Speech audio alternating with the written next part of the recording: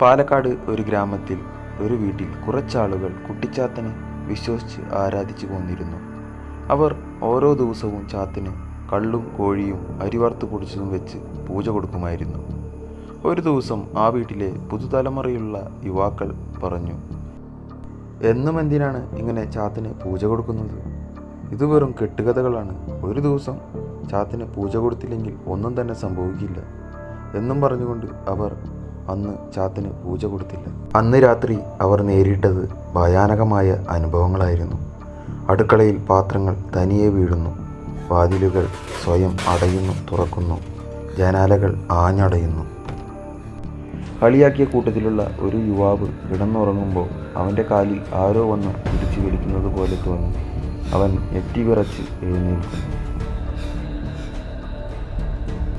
അങ്ങനെ ഒരുപാട് അനുഭവങ്ങൾ അന്ന് രാത്രി അവർ നേരിട്ടു.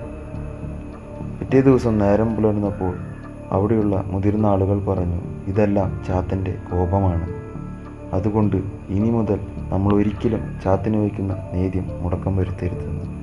ഇതിനുശേഷം പിന്നീട് അവർ ഒരിക്കലും ചാത്തിന് നേദ്യം മുടക്കിയിട്ടില്ല.